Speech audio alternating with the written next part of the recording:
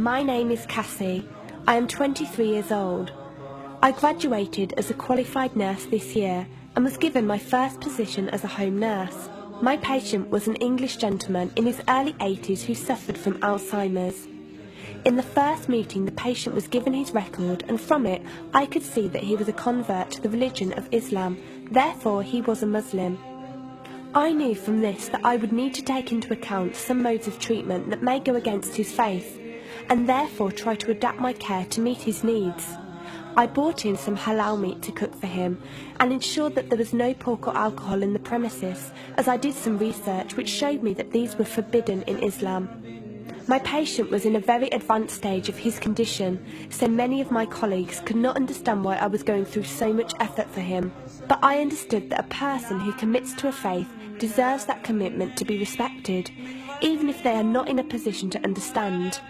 Anyway, after a few weeks with my patient, I began to notice some patterns of movement. At first, I thought it was some copied motions he'd seen someone doing, but I saw him repeat the movement at particular times, morning, afternoon, evening. The movements were to raise his hands, bow, and then put his head to the ground. I could not understand it. He was also repeating sentences in another language. I couldn't figure out what language it was, as his speech was slurred, but I know the same verses were repeated daily. Also, there was something strange. He didn't allow me to feed him with my left hand. Somehow I knew this linked to his religion, but didn't know how. One of my colleagues told me about Talk as a place for debates and discussions. As I did not know any Muslims except for my patient, I thought it would be good to speak to someone live and ask questions. I went on the Islam section and entered the room True Message. Here I asked questions regarding the repeated movements and was told that these were the actions of prayer. I did not really believe it until someone posted a link on the Islamic prayer on YouTube. I was shocked. A man who has lost all memory of his children, of his occupation, and could barely eat and drink, was able to remember not only actions of prayer, but verses that were in another language. This was nothing short of incredible, and I knew that this man was devout in his faith, which made me want to learn more in order to care for him the best I could. I came into the Talk room as often as I could, and was given a link to read the translation of the Quran and listen to it. The chapter of the bee gave me chills, and I repeated it several times a day. I saved a recording of the Quran on my iPod and gave it to my patient to listen to. He was smiling and crying, and in reading the translation I could see why. I applied what I gained from Talk to care for my patient, but gradually found myself coming to the room to find answers for myself. I never really took the time to look at my life. I never knew my father. My mother died when I was 3. Me and my brother were raised by our grandparents who died 4 years ago, so now it's just the two of us. But despite all this loss, I always thought I was happy, content. It was only after spending time with my patient that I felt like I was missing something. I was missing that sense of peace and tranquility my patient, even through suffering, felt. I wanted that sense of belonging and a part of something that he felt, even with no one around him. I was given a list of mosques in my area by a lady on Talk and went down to visit one. I watched the prayer and could not hold back my tears. I felt drawn to the mosque every day, and the imam and his wife would give me books and tapes to welcome any questions I had. Every question I asked at the mosque and on Talk was answered with such clarity and depth that could do nothing but accept them. I have never practiced a faith, but always believed that there was a God. I just did not know how to worship him. One evening I came onto Talk, and one of the speakers on the mic addressed me.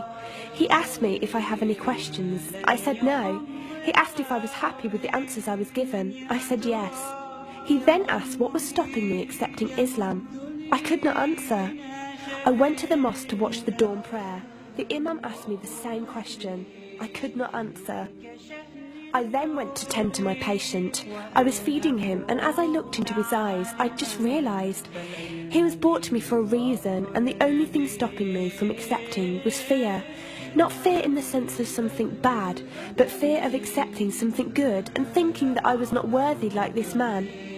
That afternoon I went to the mosque and asked the imam if I could say my declaration of faith, the Shahada. There is no God except Allah. Muhammad is Allah's messenger. He helped me through it and guided me through what I needed to do next. I cannot explain the feeling I felt when I said it. It was like someone woke me up from sleep and sees everything more clearly. The feeling was overwhelming joy, clarity, and most of all, peace. The first person I told was not my brother, but my patient. I went to him, and before I even opened my mouth, he cried and smiled at me. I broke down in front of him. I owed him so much. I came home and logged onto Paltalk and repeated the Shahada for the room. They all helped me so much, and even though I had never seen a single one of them, they felt closer to me than my own brother. I did eventually call my brother to tell him, and although he wasn't happy, he supported me and said he would be there. I couldn't ask for any more.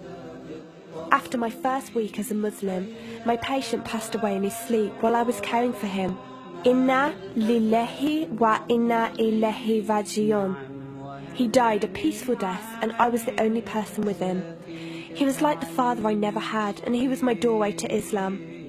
From the day of my Shahada to this very day, and for every day for as long as I live, I will pray that Allah shows mercy on him and grant him every good deed I perform in the tenfold. I loved him for the sake of Allah, and I pray each night to become an atom's weight of the Muslim he was.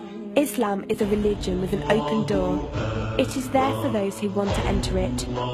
Verily, Allah is the most merciful, most kind.